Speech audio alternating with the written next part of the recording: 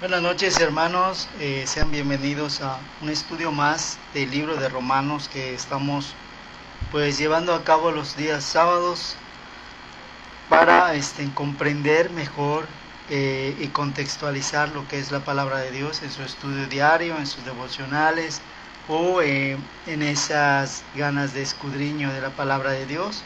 Pues el estudiar libro por libro pues nos ayuda para tener un contexto y una base para lo que Dios nos quiera mostrar a cada uno de nosotros. Ciertamente la semana pasada comenzamos con la introducción del libro de Romanos y analizamos todo el capítulo 1. En el capítulo 2 comienza con una frase de advertencia y comienza ya la constitución del cristiano, en donde si los que han tenido la curiosidad de leer la Constitución mexicana de los Estados Unidos mexicanos, podrán ver que en cada inciso hay subincisos en donde te mandan a otras cosas. La Constitución te dice inciso A, inciso 1A, 2A, 3A, etcétera, y te va diciendo varios estatutos que tienen que ver con el inciso A. En Romanos empieza a pasar algo similar. A partir del capítulo 2 empezamos a ver que empieza a ser tan vasto el libro de Romanos y empieza a ser tan abrasivo con todos los otros libros y empieza a ser tan incluyente y empieza una verdadera influencia en la persona que realmente quiere seguir a Dios.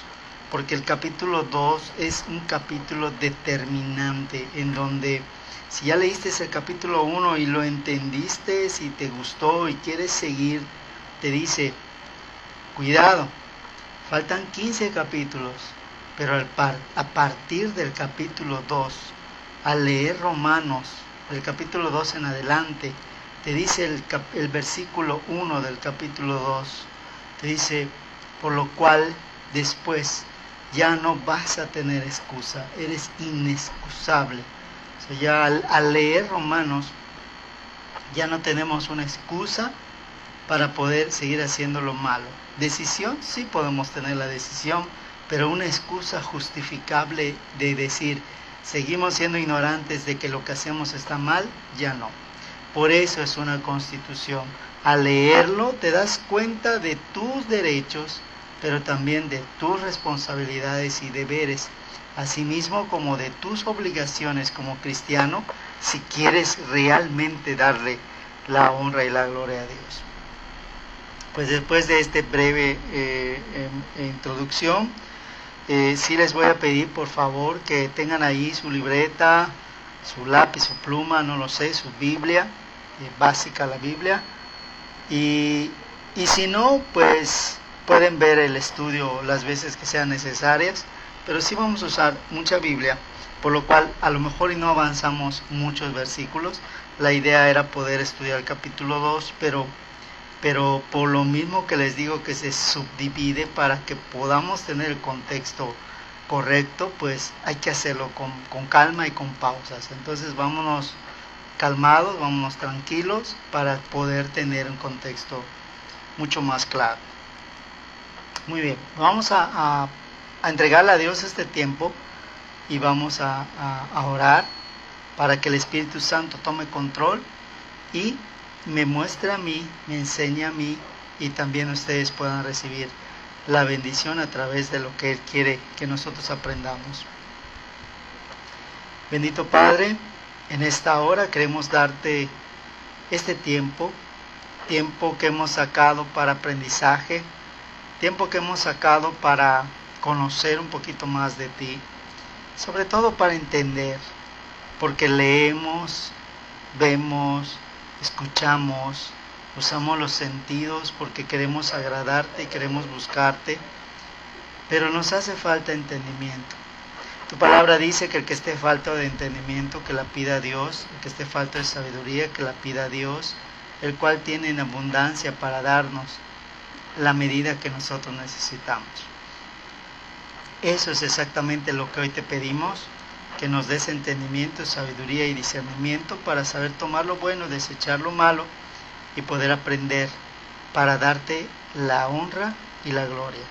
Y saber por qué es necesario el discipularnos, por qué es indispensable el seguir a nuestro Padre Celestial en esta aventura, vamos a llamarla así, que se llama la vida cristiana, la vida espiritual, acomodar lo espiritual a lo espiritual,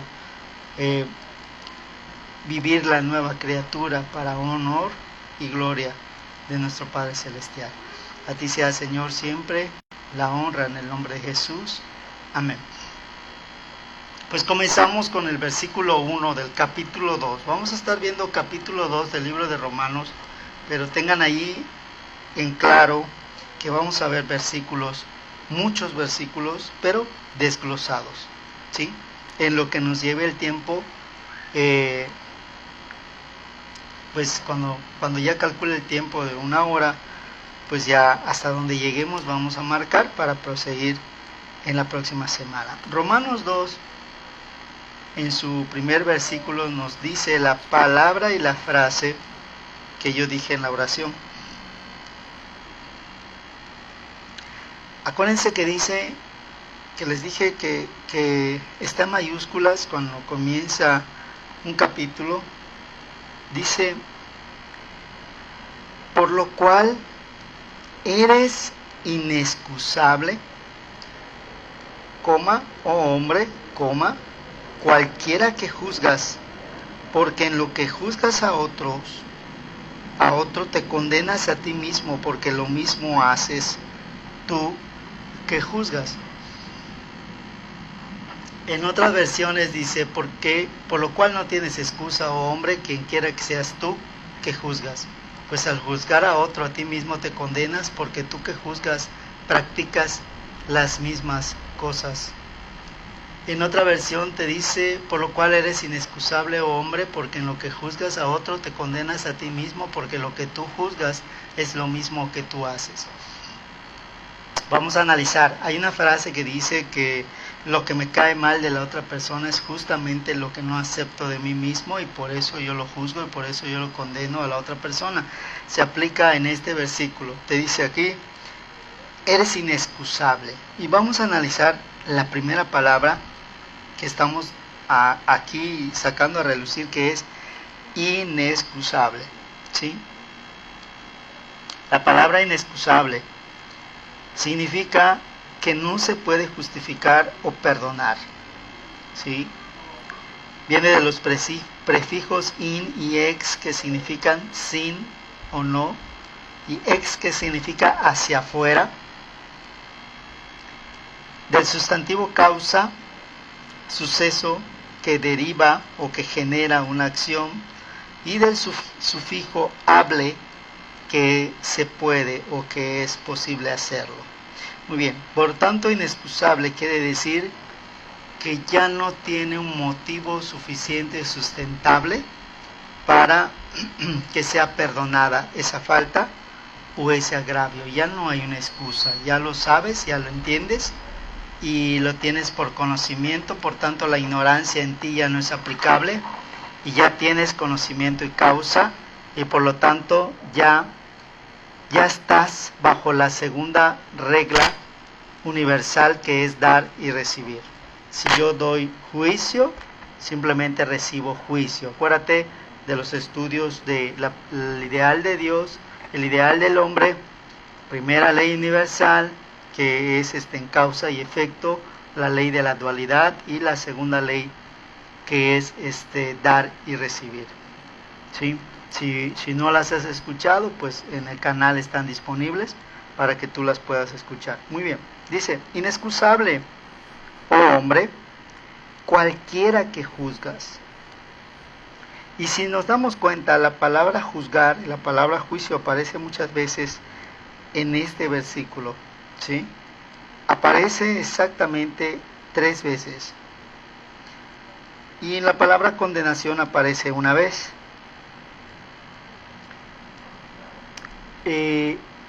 Vamos a analizar la palabra juzgar o la palabra juicio para que tengamos una idea de a qué se está refiriendo, porque yo puedo decir, ¿cómo es que estoy juzgando a otra persona? ¿Cómo es que la persona puede decir que le juzgo cuando solamente hice un comentario? O hay personas que dicen, es que tú me estás juzgando. ¿Cuándo saber cuándo es un juicio? ¿Cuándo saber cuándo es un comentario? Pues simplemente yendo al origen de la palabra juzgar. Y la palabra juzgar viene de la raíz hebrea que es Pa'al, P-A-L,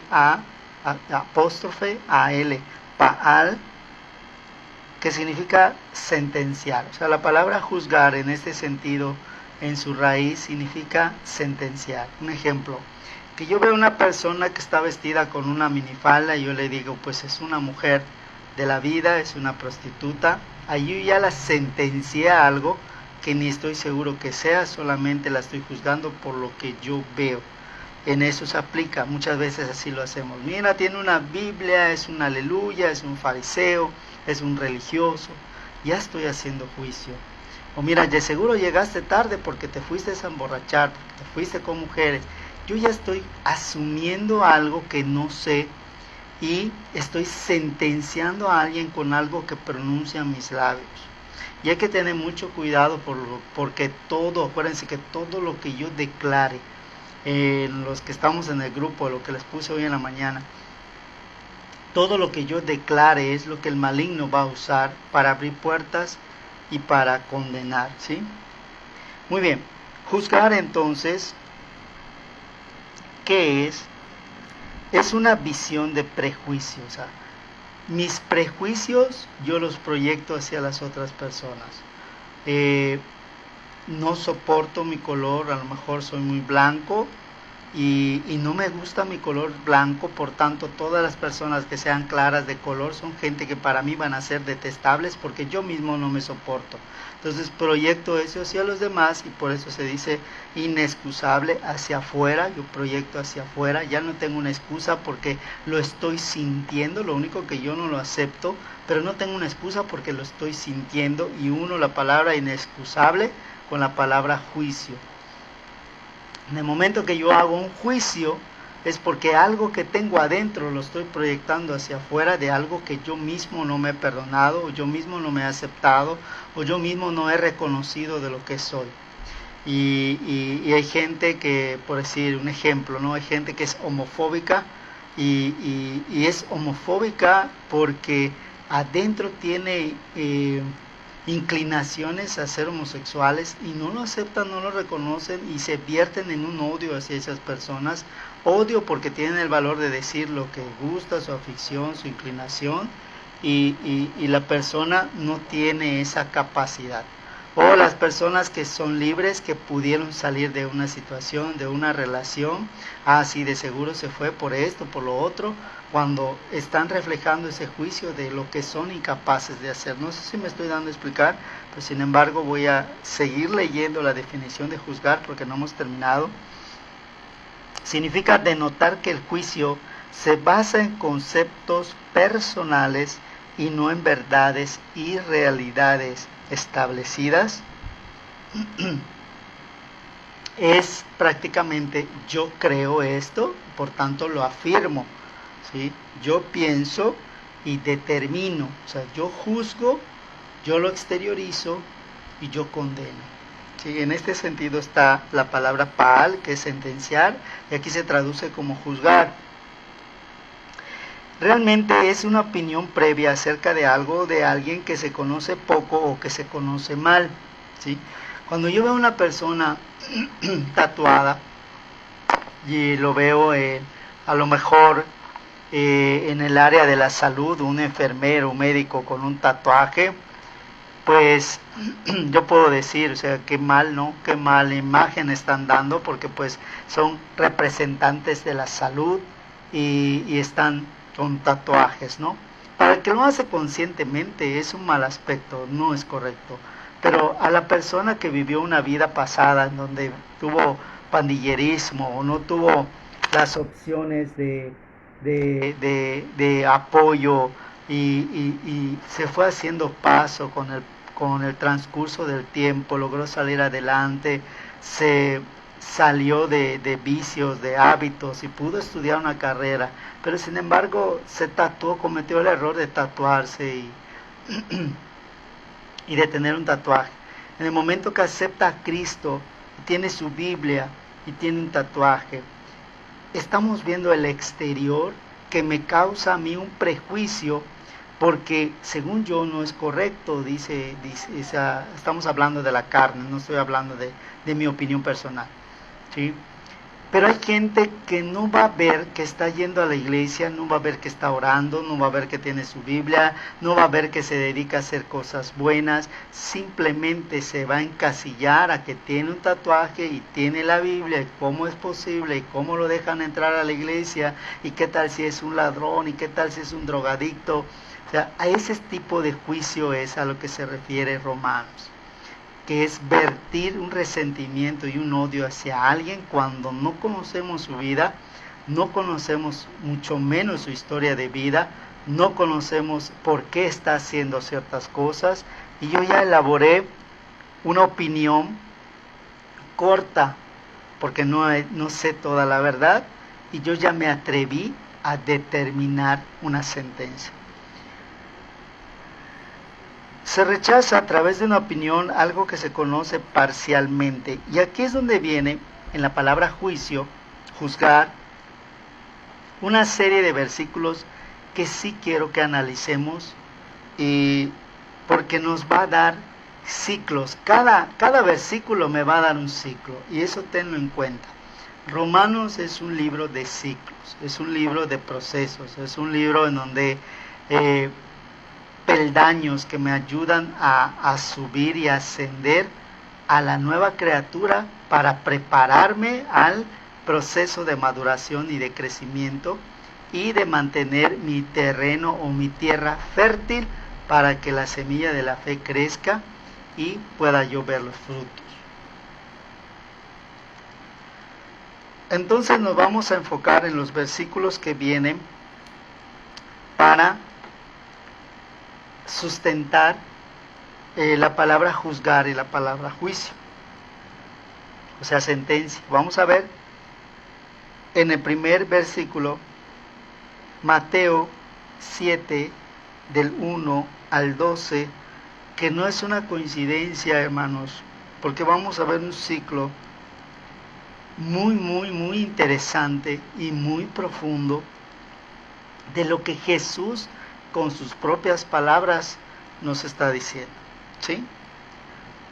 Te digo, necesariamente tienes que ver el ideal de Dios y el ideal del hombre, que son los estudios anteriores, antes de poder entender estos ciclos. Si no, te voy a estar hablando de cosas que no has escuchado, no sabes, ¿no? Pero sin embargo vamos a dar ciertas referencias.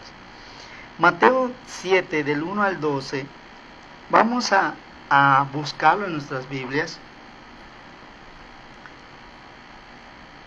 para poder tener el contexto de lo que queremos enseñar. Estamos en Romanos 2, capítulo 2, versículo 1. Todavía en el versículo 1. Mateo 7, del 1 al 12. Y comienza con otra advertencia. Jesucristo es el que está hablando, Jesucristo es el que está diciendo. En estos momentos Jesucristo se está refiriendo a una multitud en el llamado Sermón de la Montaña o Sermón del Monte. Y es uno de los sermones más completos que Jesucristo dio. Aquí hay una partecita de esa que es la que vamos a analizar, y vamos a ver la profundidad de Jesucristo, que Jesucristo, aunque sea una frase puede encerrar muchos ciclos de lo que Jesús nos dice, y eso es lo que yo te quiero enseñar. Acuérdate que la intencionalidad de estudiar Romanos es aprender a escudriñar. Muy bien, pues vamos a ir desglosando versículo por versículo para que tú te des cuenta de cuántos ciclos aparecen en un versículo. Muy bien, te dice, no juzguéis para que no seas juzgado. Aquí se aplica la primera ley universal, que es el causa y efecto, el siembra y cosecha, el acto y consecuencia, la primera ley de la dualidad. ¿Sí? Si yo juzgo, seré juzgado. No quiero ser juzgado, por lo tanto, no debo o no me conviene juzgar a nadie. Debo de enfocarme a mi propio interior. Vamos a ver qué dice el versículo 2 del capítulo 7. Dice, porque con el juicio con que juzgues, seréis juzgados. Punto y coma.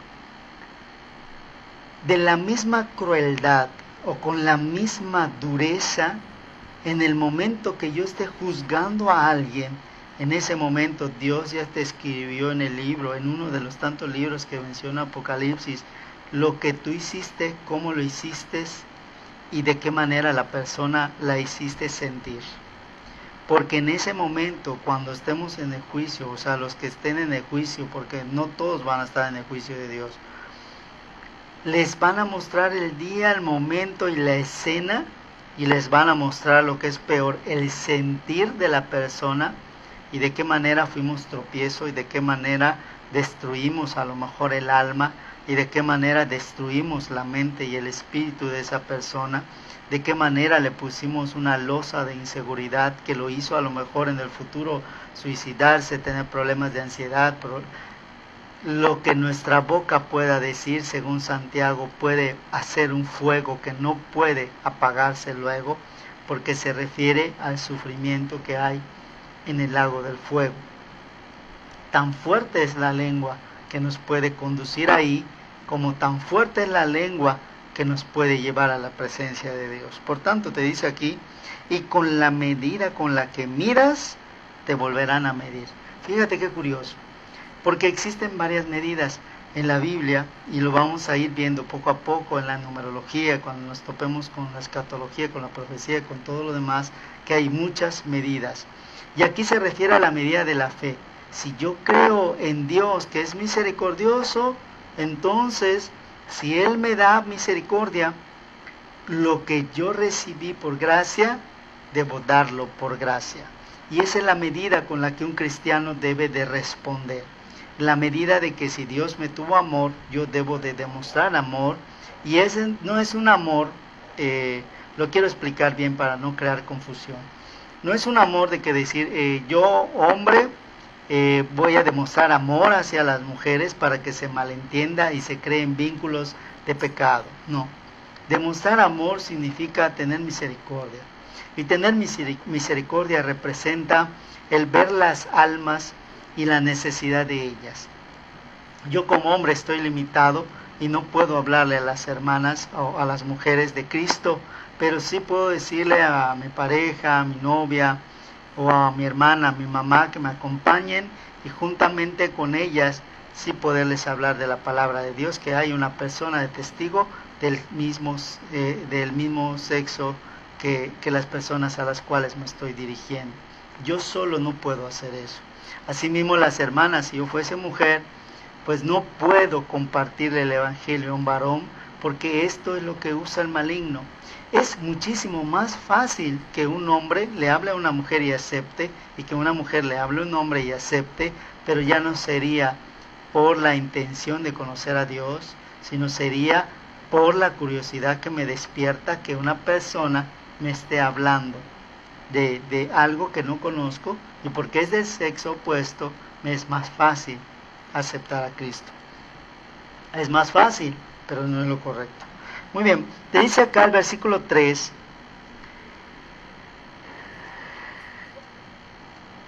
te dice,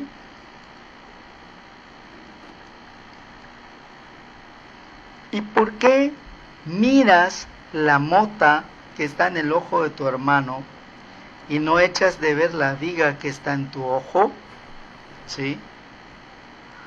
O cómo dirás a tu hermano, o sea, en esta frase, cómo dirás a tu hermano, es de esta manera: ¿cómo te atreves a llamarle la atención a alguien cuando lo que tú haces es igual o es peor de lo que tú estás juzgando? ¿Cómo te atreves? Espera, echaré de tu ojo la mota y he aquí la viga en tu ojo. Y dice una frase que a muchas personas les incomoda en el versículo 5, y lo hace con mucha énfasis, con signos de exclamación, con mayúscula, y es la palabra hipócrita. ¿Qué significa la palabra hipócrita? Muchas veces, muchas personas nos han dicho hipócritas, no solo una persona. En la vida del ser humano muchas veces nos han llamado hipócritas o han hablado de nosotros a nuestras espaldas diciendo que lo somos, ¿sí? Entonces, para darte el significado de hipocresía, bíblicamente significa desempeñar un papel, actuar algo que no sentimos, ¿sí? Hipocresía significa fingir una cualidad, un sentimiento, una virtud o una opinión que no se tiene. Hipocresía es lo mismo que ser engañoso, que disimular, que ser falso y que ser fariseo. La persona hipócrita es aquella que te dice que te ama, pero aquí tiene un rencor contra ti, que no se atreve a decírtelo y sigue fingiendo un sentimiento que no tiene.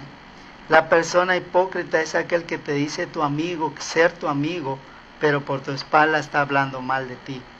Eso es ser hipócrita. Ser hipócrita también es el tratar bien a una persona con una doble finalidad. Dice, yo te trato bien porque me conviene lo que tú me estás sirviendo. Eso es ser hipócrita. Ser hipócrita también significa pretender por apariencia algo sin tener la sinceridad de hablar frente a frente a algo. Podemos poner muchísimos ejemplos, pero cuando Dios habla de hipocresía te dice, cuando Satanás no tenga nada malo que decir de ti, estás listo para juzgar a los demás. Y entonces ese juicio se transforma por la misericordia y la gracia. Y digo, si yo pasé por un proceso para que Satanás no tenga nada malo que decir de mí, ya me llené de cosas buenas, por tanto soy incapaz de juzgar a alguien, porque sé lo que se siente ser juzgado, sé lo que se siente ser señalado, sé lo que se siente ser condenado, sé lo que se siente ser traicionado, sé lo que se siente que alguien te engañe y pretenda algo que realmente nunca sintió. Y como sé lo que se siente, yo no quiero causarle ese daño a nadie. Y esto es lo hermoso. Cuando logro quitar la viga de mi ojo, no solamente voy a ayudar a las personas a quitarse la mota del ojo, sino que también les voy a enseñar a qué dirección mirar para que sanen como yo sané. Y esto es lo que quiere decir también, lo que por gracia recibiste, por gracia darlo. Y la gracia es algo que no merecemos, que no nos podemos ganar con nada, sino que es algo que vino por amor de Dios y también es para dar con el mismo amor, sin ningún interés, sin ninguna apariencia y sin ninguna conveniencia, que son las leyes opuestas universales a lo que Dios quiere. Son las leyes del maligno, las leyes de Satanás. La apariencia, la conveniencia, la vanidad, la arrogancia, la soberbia, el engaño, la hipocresía. Te dice acá, porque acuérdate que aquí hay un ciclo. No me está diciendo que yo no puedo quitarle la mota del ojo a alguien. Me está diciendo que para hacerlo tengo que quitarme primero lo que está impidiéndome ver con claridad, ¿sí? No te está diciendo que no lo hagas. Te está diciendo que lo hagas primero contigo. Que hay que interiorizar.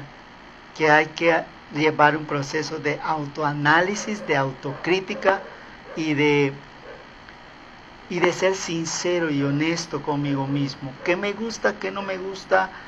Si lo que me gusta está bien dentro de los planes de Dios, entonces lo sigo haciendo. Si lo que me gusta no está bien delante de Dios, lo entrego y lo renuncio.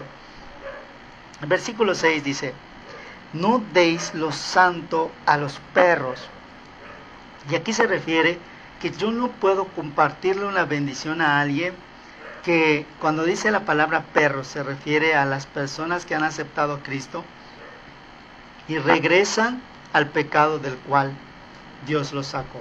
Porque te dice la Biblia, y el perro regresa a su propio vómito y la puerca lavada al lodo de donde salió. Entonces te está diciendo, no des lo santo a los perros, no des lo santo a lo religioso, a lo fariseo, a lo hipócrita, porque solamente vas a despilfarrar esas perlas. Y se aplica otro versículo, no le des perlas a los puercos, ¿sí? Te dice acá, ni eches tus perlas delante de los puercos, es lo que te estaba yo diciendo, para que no las rehuellen con sus pies y vuelvan y os despedacen. Ese es el problema que hemos cometido como cristianos, que no discernimos hacia quién vamos a dar una bendición. Viene alguien y me dice, oiga hermano, es que necesito esta ayuda porque fíjate que se enfermó tal fulanito y necesito tanto. Si yo estoy viendo que mi hermano está viviendo en una posición que ofende a Dios, la bendición que yo le pueda dar es como cuando yo se lo doy a un ídolo, es cuando yo se lo doy a un demonio, y estoy siendo partícipe de eso, es como si estuviera de acuerdo con esa persona, y yo no lo puedo bendecir monetariamente y económicamente. ¿Cómo lo puedo apoyar? Moralmente y espiritualmente. ¿Sabes qué, hermano? No puedo ayudarte en eso porque a lo mejor Dios te quiere mostrar algo. Pero ¿sabes qué sí podemos hacer? Vamos a orar y vamos a poner esta situación delante de Dios, que Él muestre y que Él provea. Y sabes, cuando lo hacemos, la persona la mayoría de las veces revela su verdadera intención y te va a decir, no, es que yo no quiero oración, yo quiero que me bendigas de esta manera. ¿Puedes o no puedes? O sea, cuando una persona es descubierta, se vuelve una persona así, se vuelve una persona necia, se vuelve una persona como que su hipocresía la hace a un lado y se muestra tal cual es, ¿sí? Entonces, yo no puedo desperdiciar mi bendición y dársela a otra persona cuando a mí me hace falta esa bendición, ¿sí? Te dice en el versículo 7, uno de los mayores versículos que se han transgiversado y se han malinterpretado. Cualquiera te dice, pues pide que Dios te va a dar. Muy bien. Te está diciendo 3 cosas. Acuérdate que en Romanos 2, versículo 1, está la palabra juicio 3 veces. Y aquí hay 3 cosas, de 3 cosas que tengo que limpiarme, ¿sí? Juicio, juicio, juicio, y tengo que limpiarme de no juzgar en mi corazón para que yo pueda pedir y se me dé. Tengo que cuidarme de no juzgar, ¿sí? En mi cuerpo, o sea, actuar indebidamente contra inocentes para que yo pueda buscar y hallar. Y tengo que cuidarme de no juzgar con mis pensamientos para que yo pueda llamar y la puerta se abrirá. Si tú te das cuenta, es como un rompecabezas que hace así. 3 veces juicio y hay 3 cosas que se abre cada vez que yo evito juzgar. Evito juzgar con mi corazón, evito juzgar con mi mente y evito juzgar en el cuerpo, en la acción. Es que ese chamaco, eso, boom, le doy un pescozón. O mira, esta persona es así y la castigo y no le doy comida. O etcétera, etcétera, etcétera. No puedo hacer ese tipo de juicios. Mucho menos con gente que es inocente, gente que no tiene la capacidad de decidir, y no podemos hacer eso, ¿sí? El versículo 8 me da un complemento del 7 y es como que son 2 versículos que podemos entrelazar, y si la entrelazamos, vamos a leerlo primero y luego lo entrelazamos. Dice, porque cualquiera que pide recibe y el que busca halla y al que llama se le abrirá. Vamos a entrelazarlos. ¿Cómo diría? Diría, pedid y se os dará, porque cualquiera que pide recibe. Buscad y hallaréis, y el que busca halla.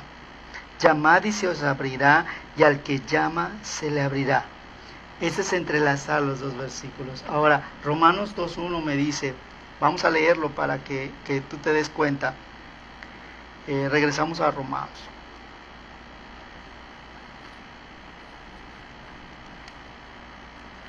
Romanos dice, por lo cual eres inexcusable, o sea, no hay excusa.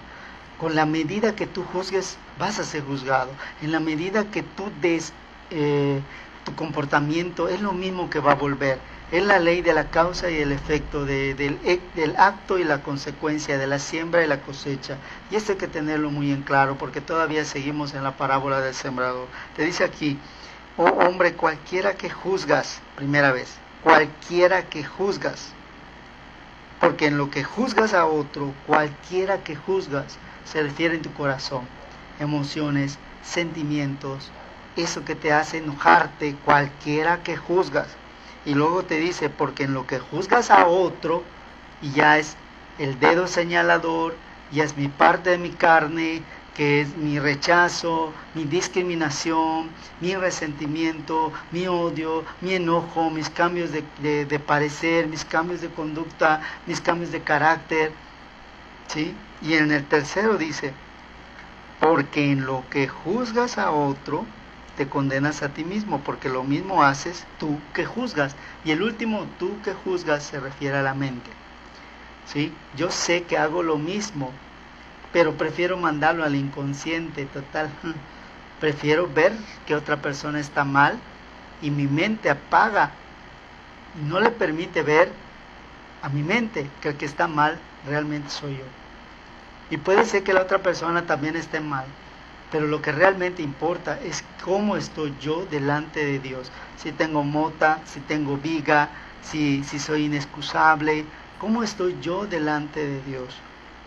Regresamos a Mateo 7 y dice así, en el versículo 9 te dice, ¿qué hombre hay de ustedes a quien si su hijo pidiere pan le dará una piedra? Y aquí hay también el versículo 9 y el versículo 10 son dos versículos que encierran ciclos. Ahorita lo estoy leyendo, pero luego les voy a decir los ciclos que tiene cada versículo. Fíjate, nos está diciendo Jesús literalmente lo que tenemos que pedir, ¿sí? Pero de una manera comparativa, ¿sí? De una manera de parábola, porque es una parábola, ¿sí? Y no lo hemos entendido, no lo alcanzamos a ver en su totalidad, porque tenemos el juicio adentro, estamos contaminados con un juicio, ¿sí? Pues si la Biblia dice que yo pida y que me va a dar, Señor, yo ya pedí, ¿por qué no me das? Enseguida viene ese juicio de condenar a Dios. ¿Por qué si tu palabra describiste esto, por qué no lo sustentas? Y estoy juzgando a Dios, fíjate qué cosa, ¿sí?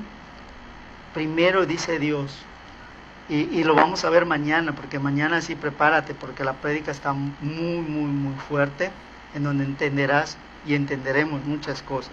Te dice el versículo 10, el versículo 9, ¿qué hombre hay de ustedes a quien si su hijo pide pan le dará una piedra? Versículo 10, y si le pidiere un pez le dará una serpiente, ¿sí? Dentro de lo que te está pidiendo Dios, te está diciendo Jesucristo, te dice que qué hombre hay que le pida algo a su padre y le dé otra cosa.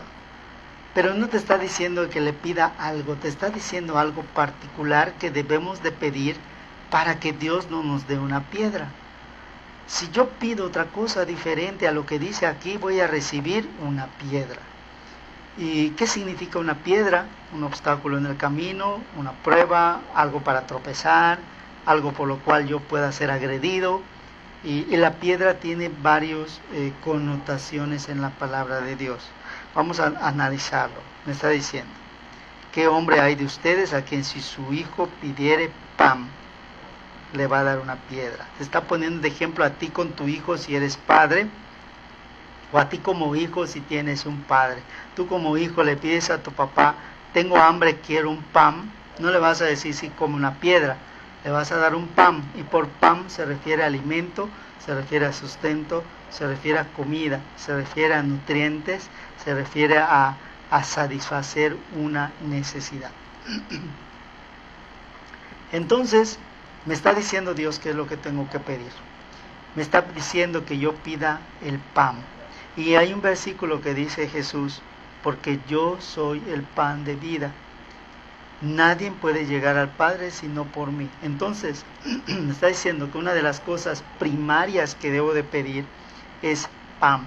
Conocer quién es el que me va a nutrir, quién es el que me va a hacer el barbecho, quién es el que va a fertilizar mi tierra, quién es el que va a hacer de mi tierra algo fértil, quién es el que va a matar al viejo hombre, porque el que entra en mí es Jesucristo. Por tanto, en el momento que entra, fíjate, en el momento que entra y limpia la parte donde el Espíritu Santo va a estar. Pero Él vuelve a salir y yo tengo que pedir el pan porque ya no está en mí Jesucristo, sino que está el otro Consolador que es el Espíritu Santo de Dios. Por tanto, ya no tengo a Jesús aquí adentro porque Él salió y yo necesito de ese pan. Tengo que alimentarme del Evangelio donde está la obra de Jesús, en donde están los milagros de Jesús, en donde está todo lo que Jesús hizo, porque esa es mi doctrina, conocer quién es el Hijo del Hombre y por qué murió por mí y por qué arrancó el acta de los decretos en la cruz. ¿Sí? Entonces, sigo analizando y me dice, ¿le dará una piedra? En el futuro, si yo pido pan y recibo pan, Dios me libra. Fíjate, esto lo puedes poner entre paréntesis. Si yo pido pan, Dios me va a dar pan y me libra de mis piedras. Y te dice la Biblia que Él me librará de todo, que mi pie no tropiece. O sea, Él me va a librar de los tropiezos, Él me va a librar de las piedras, Él me va a librar de las pruebas, Él me va a librar de las tribulaciones, Él me va a librar de las necesidades. Fíjate cómo un versículo encierra un ciclo completo de lo que yo tengo que pedir y de lo que yo tengo que esperar. Y ahí se aplica la segunda ley de dar y recibir. Yo te estoy dando pan, pero tú no quieres recibir pan, tú quieres recibir otra cosa. Entonces, Jesús se nos está extendiendo el pan y te lo dice, yo soy el pan de vida, y te dice, el que comparte de este pan en mi mesa es bienaventurado, mas el que no hiciera esto, y empieza a decir, en una prédica que yo di hace 3 años y medio sobre el pan de vida, y donde se desglosa todo el significado de esas 3 letras que fueron una palabra, que yo pienso que sería bueno volverla a dar. Te dice aquí, ¿y quién si su hijo pidiere pan? Y al decir quién o qué hombre, también se refiere al Hijo del Hombre, porque mañana vamos a ver cómo el Padre dice, ¿quieres tú juzgarlos? Porque yo ya no los voy a juzgar, yo ya no les voy a contestar, yo ya no quiero contestarles a ellos. ¿Quieres tú? Le dice a su hijo, y su hijo dice que sí, y le dice, tú, Hijo del Hombre, ¿quieres juzgarlos? Y vemos una transformación en la palabra de Dios, porque Jesús acepta ser el Cordero que va a ser sacrificado con el fin de traernos el mensaje de salvación, el fin de traernos los medios y el fin de que Él ahora nos juzgue a través de la misericordia y de la gracia. Y por eso el Padre dice, yo no les quise hablar, yo no les quise juzgar, porque si no los iba a condenar, pero mi Hijo quiso, por tanto yo no puedo destruirlos, yo no puedo. Tengo ahí a mi Hijo que los está cubriendo con su sangre, y por tanto yo ya no puedo actuar como antes actuaba. Y el Padre es maravilloso porque mandó a su Hijo por amor a nosotros también. ¿Qué te quiero dar a entender con esto? De que si tú le pides lo correcto a Dios, feliz te va a dar lo que tú estás pidiendo. Yo no puedo pedirle a Dios, vamos a hacer un ejemplo exagerado, vamos a hacer una hipérbole. Es que, Señor, tu palabra dice que yo te pida pan, y quiero una pizza de 1,000 pesos, una pizza que tenga 7 quesos, una pizza que tenga así salami exagerado, y sí, les estoy dando hambre también. Pero fíjense, yo no puedo pedir eso, porque no es lo que dice la Biblia que yo pida. Tú puedes pedir pizza, tú puedes pedir hamburguesa, tú puedes pedir lo que quieras, pero yo lo que te voy a dar es pan, es lo que necesitas. Y el pan es el nutriente para darte proteína, para darte energía, para dar lo que tú necesitas. Y lo demás vendrá por añadidura. Hay que entender, y aquí entra el versículo que dice, busca primero el reino de Dios. Y el reino de Dios se basa en pan y agua al principio. Y si yo aprendo a sustentarme, porque lo primero que tengo que aprender es a depender de Dios, y depender de Dios, si yo voy al análisis del Éxodo, me voy a dar cuenta que lo que les mandaba a Dios es el maná del que caía del cielo y agua. O sea, les daba un cereal que era un tipo de pan muy fininito y les daba también en la medida del agua. Pan y agua significa aprender a depender de Dios, y después vendrá todo por añadidura cuando yo aprenda a depender de Dios, ¿sí? Muy bien. Ya que entendí esto, ya que tengo el pan, ya acepté el pan, bueno, Señor, pues ni modo, o sea, voy a comerme el pan porque aquí lo dices, bueno, te lo voy a pedir porque no hay de otra, o sea, aunque yo te pida carne, no me lo vas a dar. Entonces tengo que pedirte pan porque es lo único que tienes para darme. Entonces ya aprendí. Y aunque sea de mala gana, te pido pan. Aquí no dice que pidamos de buena gana. Tampoco te dice que la pidamos de mala ni de buena gana. Te dice que pidamos pan, porque es lo que necesitamos. Es como cuando un niño viene de la escuela y tiene hambre y te va a decir, quiero comer. Y a lo mejor lo malinterpretamos porque sentimos que está exigiendo, pero no, realmente tiene una necesidad y quiere comer. Si tú le das un pan, se lo va a comer. Si tú le das una torta, se la va a comer. Si tú le das lo que sea, se lo va a comer porque tiene hambre. Pero cuando el niño viene sin hambre, aunque le ofrezcas la mejor comida, no la va a comer porque no tiene hambre. Y es lo que te dice, bienaventurados los necesitados, porque ellos serán sustentados por Dios. Y te dice aquí, en el versículo 10, y si le pidiere un pez, y la palabra clave es le pidiere, que está en cursiva, le dará una serpiente. Y el sinónimo del pescado, ¿qué significa el pescado? En el libro de Hechos, los primeros cristianos habían ellos buscado la manera de cómo identificar si alguien ya tenía la fe de Cristo, y hacían este símbolo, así, y el que ya conocía cerraba el símbolo hacia abajo, en lo que se conoce como el ixoye, o el saludo del cristiano, el saludo secreto del cristiano. Yo ya me identificaba con el otro cristiano y sabía que podía hablar de Jesucristo, porque antes había una persecución. Cuando se refiere al pez, el pez simboliza el Salvador, simboliza el Hijo del Hombre, porque Él es el pescador de hombres, Él es el que me enseña a pescar. Por tanto, el pez tiene un significado de salvación. El pez simboliza a Jesucristo. Y si te das cuenta, primero hay que pedir el pan y luego hay que pedir a Jesucristo. ¿Por qué en ese orden está? Porque primero pido el pan, que es ¿qué hizo Jesús? ¿Cómo hizo Jesús? ¿Para qué vino Jesús a morir por mí? Y después que ya he entendido la obra de Jesucristo, yo ya estoy listo para pedir cara a cara a Jesucristo. Y esto es lo que dice Pablo. Ahora veremos como por espejo, mas entonces veremos cara a cara a Jesucristo. Que pedí primero el pan, que es el discipulado, para que luego podamos entender a Jesucristo cara a cara, en la nueva criatura, en ese camino llamado ministerio, en ese camino acompañados por el Espíritu Santo y los dones a full, para poder bendecir a la gente que nos está escuchando, a la gente a la que estamos ministrando, ¿sí?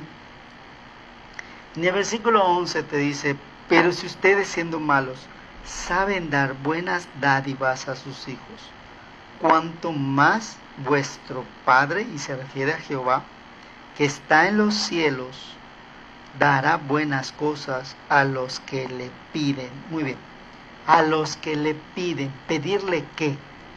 Ya me está diciendo Jesús qué es lo que tengo que pedir. Tengo que pedir pan, tengo que pedir pez. Pero antes de eso, tengo que pedir agua, el agua de vida.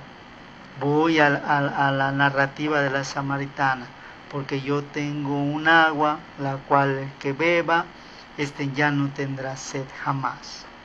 esa sed de sentirse comprendido, de sentirse escuchado, de sentirse acompañado, de sentirse importante, de sentirse que tenemos una nueva oportunidad, de sentirse que bueno, sí me equivoqué, pero pues ni modos, o sea, sé que tengo una segunda oportunidad. Eso simboliza el agua de vida. Es como cuando tú vienes con sed, tienes angustia, tienes ansiedad, tienes nerviosismo, tienes desesperación, pero cuando vas tomando el agua, la primera reacción de tu cuerpo es de alivio, porque lo primero que haces es, o sea, todo tu cuerpo respira. ¿Qué simboliza esto en el mundo espiritual? Tengo una nueva oportunidad, no todo está perdido, tengo que seguir adelante, tengo que perseverar, listo, porque una persona puede tener hambre muchos días, pero sed no. Es más fácil que te mueras de sed primero a que te mueras de hambre. Y esto es lo curioso, científicamente lo puedes checar para que veas que así es. Nuestra mayoría está hecha de líquido y por tanto necesitamos líquido, ¿sí? Nuestro cuerpo aguanta mucho el hambre porque tenemos nutrientes que nuestro cuerpo va a ir descomponiendo para sustentarnos el mayor tiempo posible.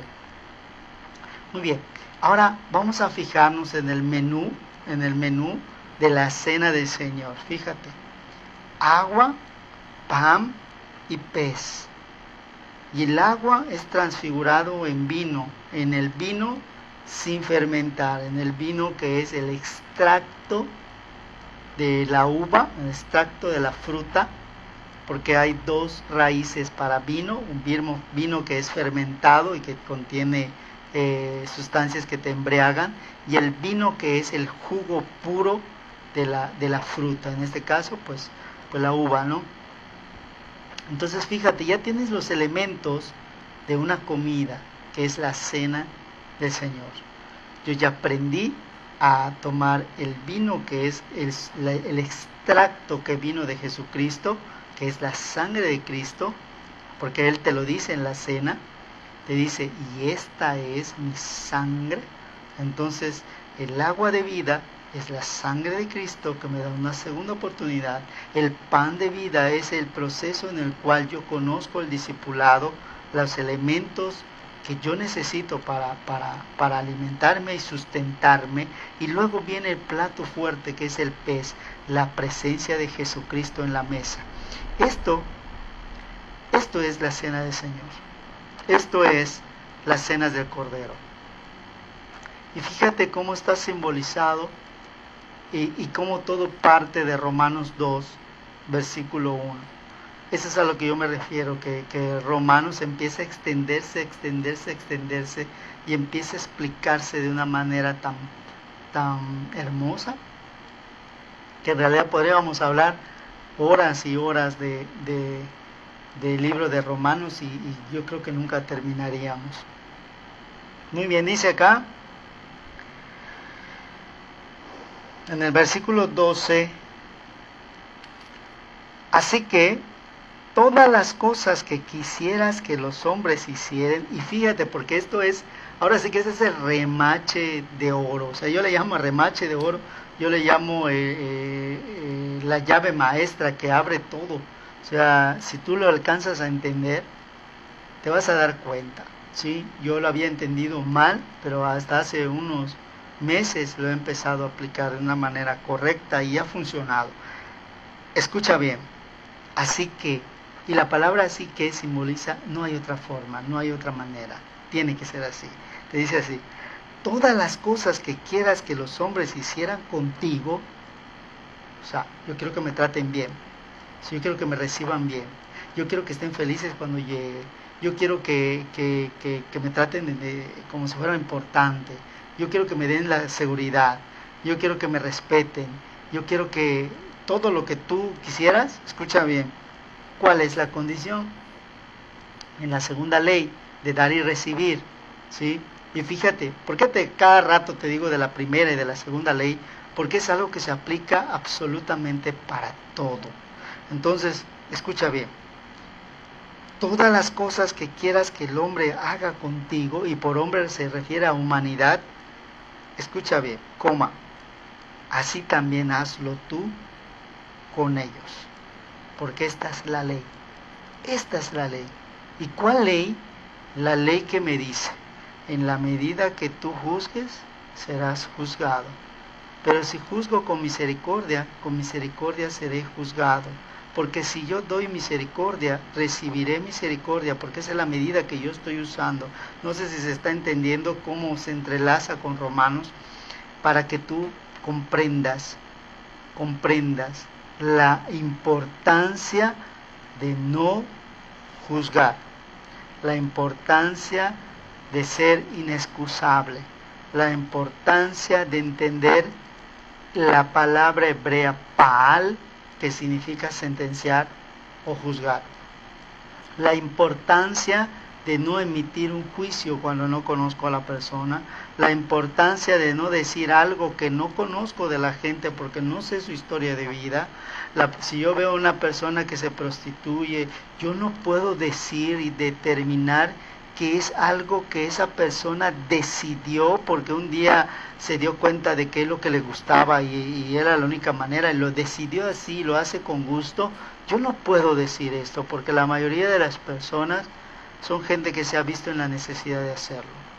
Y cuando yo voy entendiendo el alma y el porqué de las personas han hecho lo que han hecho, es más fácil llevarlos a los pies de Cristo, y esa es la medida que yo quiero usar, la medida de la fe, de que todas las almas pueden ser rescatadas cuando se encuentre un pastor correcto en el momento correcto, que es aquel que se atreve a ir por las ovejas a donde la oveja se encuentre, para llevársela a los pies de Cristo, porque Él es el que la va a vendar, Él es el que la va a restaurar, Él es el que va a sanar las heridas, Él es el que va a restablecer la pierna quebrada, todo ello, ¿sí? Muy bien, te dice, porque esta es la ley y los profetas. Muy bien, fíjate que solo hemos analizado Mateo y tenemos muchísimos versículos más, pero pues antes de pasar al segundo versículo, yo quiero mostrarte los ciclos que se encuentran en Mateo 7 del 1 al 12. En todos estos 12 versículos se encuentra la primera y la segunda ley, que es la causa y efecto y dar y recibir. Ese primer ciclo. En estos versículos del 1 al 12 se encuentran los dos principios universales de la espiritualidad. El segundo ciclo es este: si yo evito juzgar a otros, evito que Dios me juzgue. Ese es el segundo ciclo. Si yo evito juzgar a otro, también evito que Dios me juzgue. Por tanto, si no juzgo a nadie, yo estoy eximido de pasar de juicio. Fíjate qué tan importante es este ciclo. El tercer ciclo es: si yo interiorizo, observo mi interior para ver si tengo una mota o una viga, estoy siendo habilitado para ayudar a personas a quitarse su mota y su viga. Principio de dar y recibir, ¿sí? Solo que aplícalo, acuérdate que el ciclo va así, y en este caso es recibir primero para poder dar. Yo tengo que interiorizar, introspeccionarme a mí, ¿sí? ¿Qué está mal en mí? ¿Qué proyecto y que me cae mal esa persona?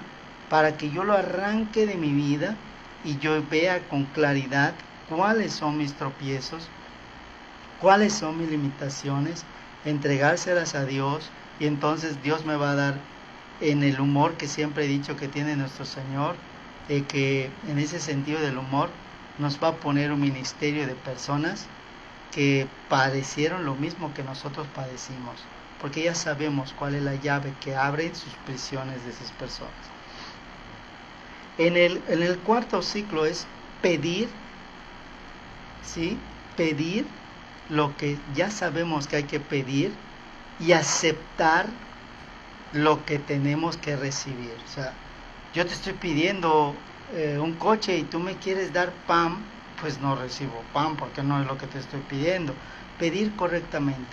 Y hasta Jesús te lo dice: y ustedes no recibís porque pedís mal. Y aquí pues prácticamente ya te enseñé qué es lo que tenemos que pedir y ya te lo desglosé para que en tus oraciones lo pongas en práctica. Y si pusiste en práctica la oración incluyente que te enseñé de Pablo, pues te habrás dado cuenta que sí funciona. Entonces, usa la palabra de Dios para empezar a pedir correctamente. Si todavía hay una necesidad aquí de sentirte bien contigo y con Dios, necesitas el agua viva, esa agua que suple toda la necesidad. Si te sientes débil espiritualmente, si te sientes que Dios no te ama, necesitas pedir pan, necesitas pedir ese pan que te va a dar esa fortaleza para que puedas soportar los ataques y los embates del maligno. Y por último, saber que tenemos que pedir el pez, que es la presencia de Jesucristo, la comunión de Jesucristo, que también se enlaza con las 3 listas que les había dado, pero eso lo vamos a ver más adelante para no confundirnos. El saber pedir y el saber recibir lo que estoy pidiendo. Tengo que entender que Dios tiene 3 cosas para darme primeramente: agua, pan y pez. Agua, pan y pez. Y lo vemos ejemplificado en los milagros, cuando vino y le dijeron: es que hay mucha gente y no hay que comer, despídelos para que vayan y coman. Y dice Jesús: no, tienen que comer, ¿sí? Y había una multitud muy grande y dice: ¿quién tiene algo de comer? Y se aparece un muchacho con 3 panes y 2 peces y hace la multiplicación del alimento, pan y pez. Y no es una coincidencia. Entonces, tengo que pedir lo que Dios me va a ofrecer y aceptar lo que Dios me está dando, recibirlo con la gratitud de decir: esto es lo que yo necesito. Necesito entender que Dios me ama y necesito discipularme, que ese es el pan de vida, ¿sí? Para que luego yo disfrute del pez, que es el plato fuerte.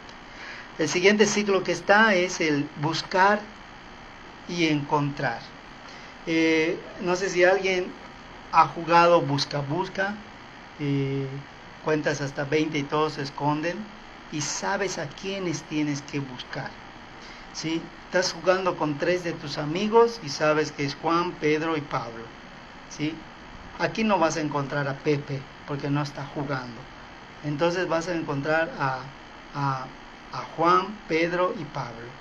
Son 3 personas que tienes tú que buscar para que las encuentres, ¿sí? No puedes buscar algo que no vas a encontrar. Y en este ciclo se refiere a buscar lo que tengo que encontrar.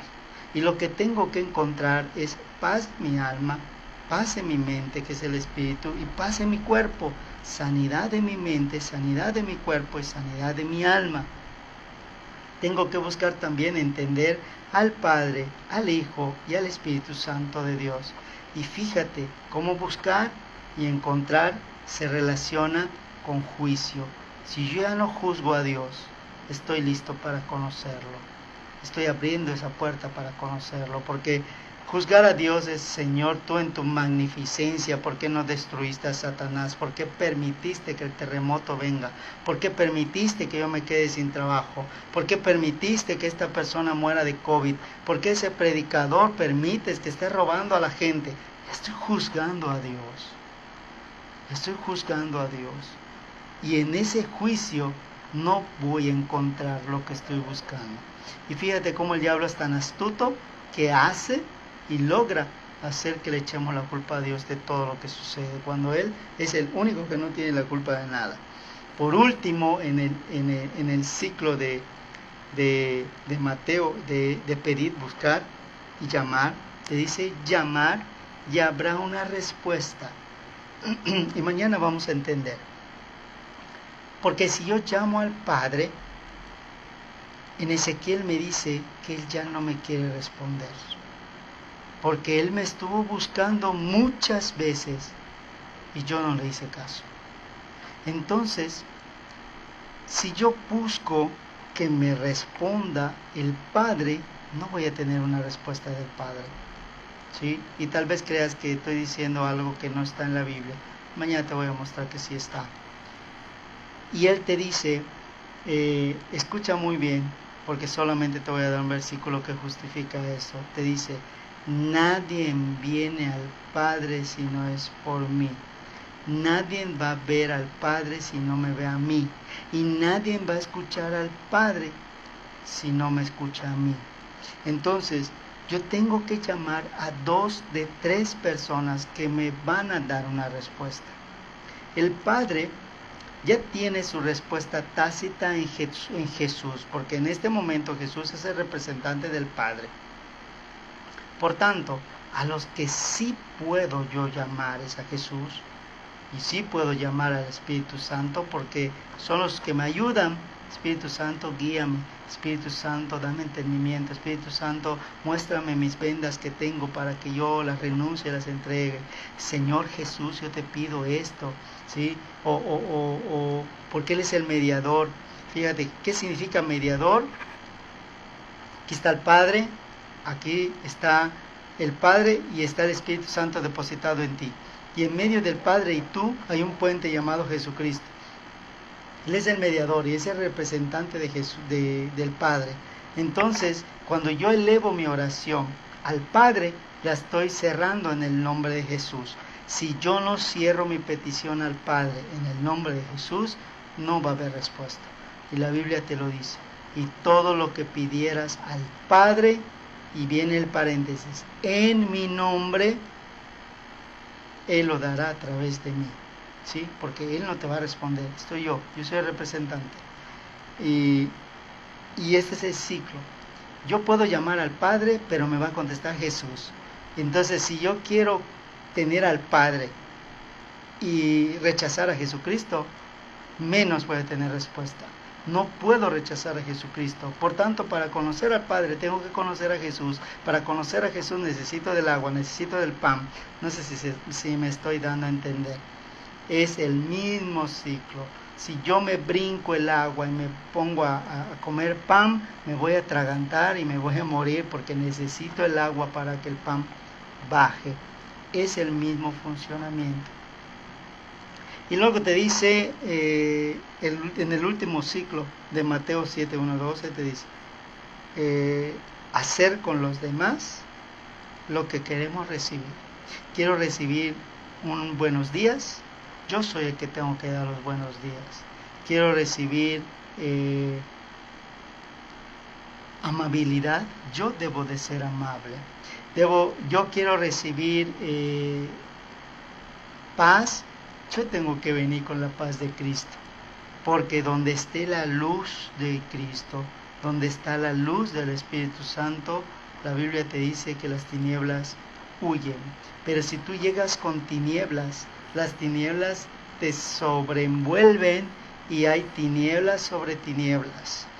Y es por eso que hay más contienda y más disensión. Muy bien. Ya nos llevamos casi una hora con solamente el primer versículo del análisis del juicio, que es Mateo 7, 1 al 2. Por tanto, vamos a ver uno más y lo dejamos así hasta para la otra semana. Lucas 6:37. Porque luego empieza un ciclo muy interesante de Santiago que no quisiera empezarlo hoy e interrumpirlo. Y es cuando yo empiezo ahora sí que cuando mi lengua se quiera revolcar, como que le pongo ahí un trinche para que no se mueva en el ciclo que vamos a ver. Por eso no quiero empezarlo y dejarlo a medias. Vamos a ver Lucas 6:37.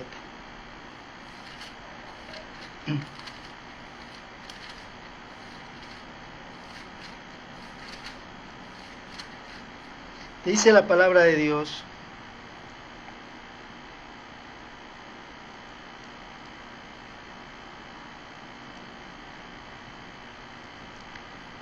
no juzgues y no seréis juzgados.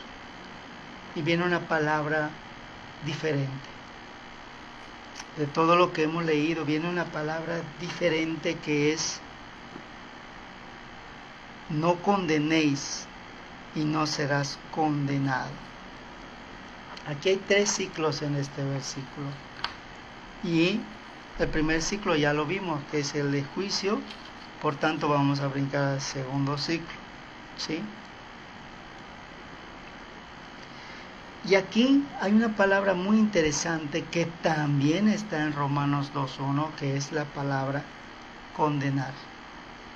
Y lo interesante de hacer esta integración al libro de Romanos es cuando la Constitución empieza a crecer en segmentos, ¿sí?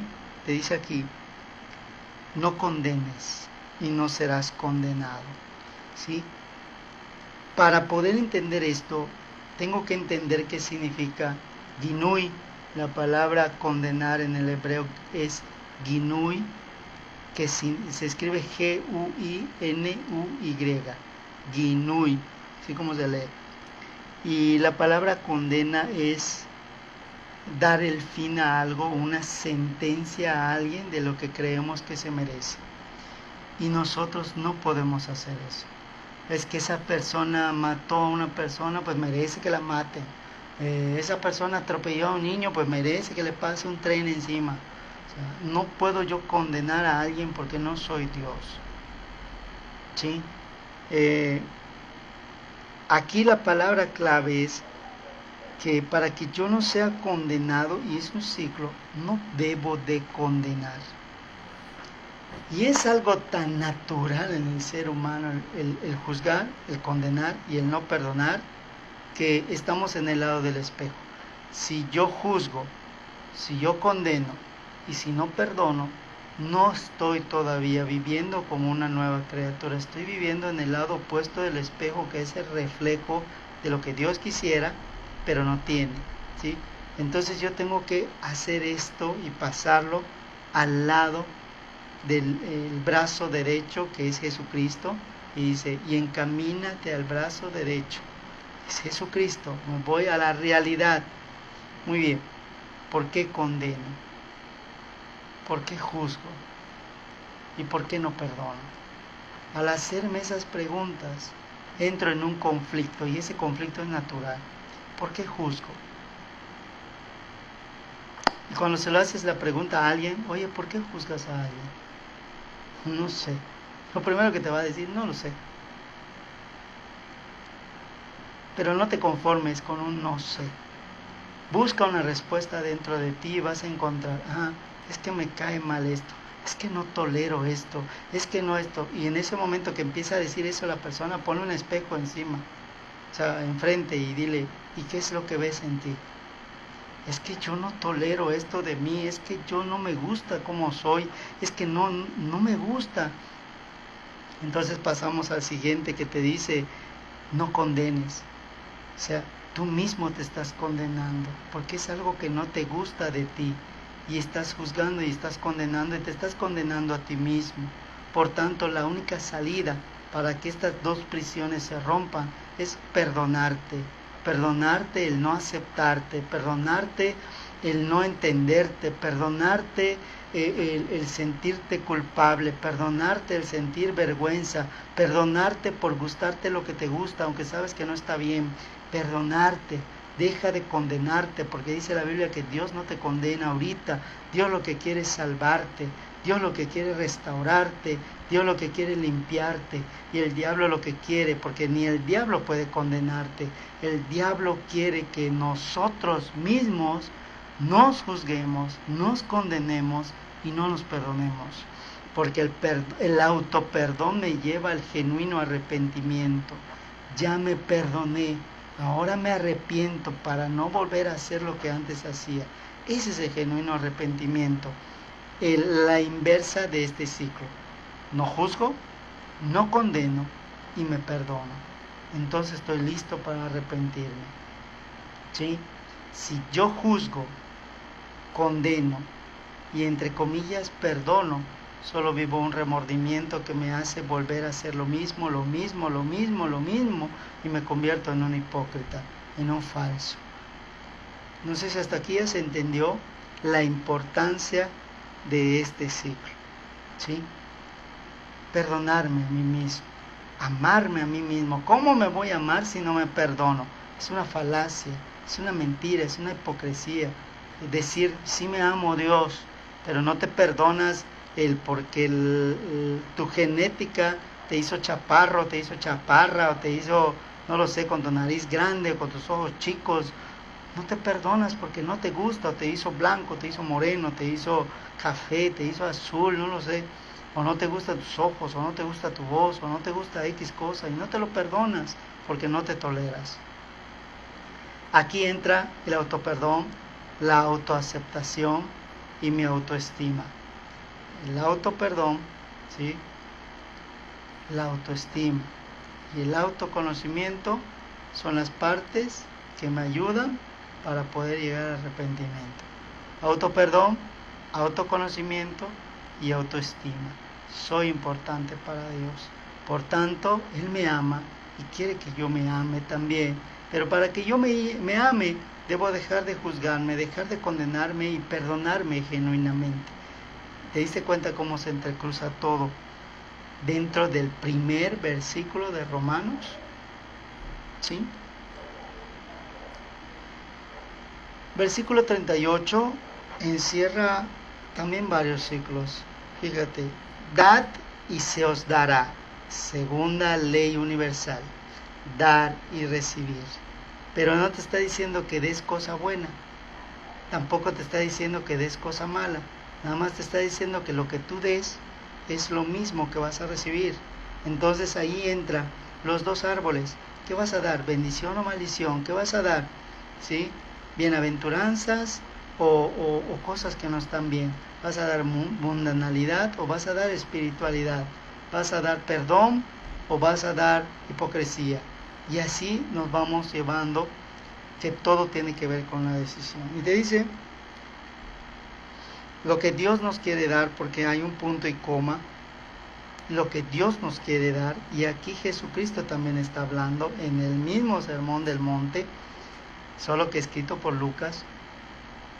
Yo ya sé que tengo que pedir pan y tengo que pedir pez, y primero tengo que pedir agua. Fíjate, ahora me está diciendo Jesús en el mismo Sermón del Monte que es también lo que voy a recibir del pan, del agua y del pez. Voy a recibir medida buena, apretada. Fíjate, ¿por qué dice si es medida buena? ¿Por qué apretada? ¿Sí? Porque nos decía cuando el maná te decía que solo podías agarrar lo que te vas a comer durante el día. Si agarrabas más se podría, amanecía con gusanos. Y había gente gandaya que hasta sacos de maná guardaban y lo único que guardaban eran gusanos. ¿Qué te quiere decir aquí? Que tú necesitas la medida buena, apretada para sanar a ti mismo. Solamente hay una persona a la que tú puedas sanar. En ese arca de salvación solo hay un lugar para una persona, para ti.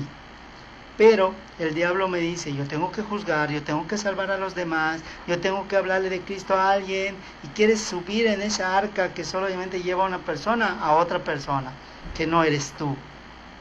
Y es cuando tú te pierdes. Y es cuando dice la Biblia, ¿de qué le sirve al hombre salvar muchas almas y perder la suya? En esa primer arca que es de salvación, solamente puedes subirte tú, para que cuando tú estés en el arca, manejando el arca, automáticamente se va a hacer lugar y espacio para que la gente a la que tú le hables pueda subirse a sus propias arcas. Eso es lo que quiere decir. Entonces dice, remecida, rebosando, darán en vuestro seno, porque con la misma medida que midieres, os será vuelto a medir. Y fíjate lo curioso cómo cambia. Os será vuelto a medir. Ya tengo una abundancia en mi corazón de cosas buenas. Por tanto, de la abundancia de mi corazón, habla la boca. Y ya te estoy adelantando un poquito de lo que vamos a hablar la próxima semana. O sea, para que yo pueda calmar a mi lengua, para que yo pueda evitar decir cosas malas, la solución no está en mi mente, la solución está en mi corazón. Tengo que llenarme de cosas buenas, para que aunque mi lengua quiera hablar cosas malas, no va a poder. Y así entumimos la lengua, sujetamos la lengua y hacemos que solamente hable lo que el Espíritu quiere que hablemos. Muy bien, te dice aquí. En el versículo 36, estoy yendo a la inversa, porque es el último ciclo que vamos a ver hoy antes de orar. Te dice, sed pues O sea, esto es lo que tienes que hacer, te dice. Sed pues misericordiosos, como también vuestro Padre es misericordioso. Ley de dualidad, ley de reciprocidad y ley de dar y recibir. Aquí está encerrado todo. Y la misericordia es amar las almas. Y la primera alma que tú tienes que amar y salvar es la tuya. Y en esto se resume el primer versículo de Romanos. Bueno, parte, porque todavía nos falta analizar la lengua. Bueno, te voy a decir los versículos si los quieres empezar a leer. Santiago 5:9, Romanos 14:13, Santiago 4:12, Colosenses 2:16 y Romanos 14:3.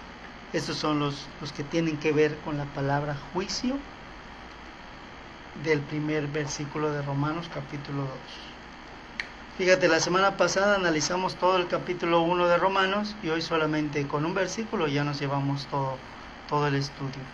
Esta es la majestuosidad del libro de Romanos, que indiscutiblemente vamos a ver casi todos los libros de la Biblia a través de Romanos. Y por eso vamos a ver y vamos a darnos cuenta de la conversión de la ley a la gracia. ¿Sí? Pues vamos a orar, hermanos. Yo te agradezco el tiempo que nos dedicas. Gracias por vernos y gracias por recomendarnos. Si en algo te ha servido este estudio y te ha ayudado, pues dale gracias a Dios y pide que este canal siga y se mantenga y recomienda este estudio a la gente que tú amas. Vamos a orar en el nombre de Jesucristo y vamos a entregar este tiempo. Bendito Padre, gracias te damos por permitirnos llegar una vez más a los hogares, llegar una vez más a este espacio de escudriño, a lo que nos permitiste preparar con amor, lo que nos permitiste, Señor, pues entender también. Ayúdanos a practicarlo. O sea, la tarea de hoy es aparentemente simple: no juzgar. En mis 3 niveles: no juzgar en mi mente, no juzgar en mi corazón y no juzgar en mi carne. Asimismo, no condenar y prepararme para perdonar.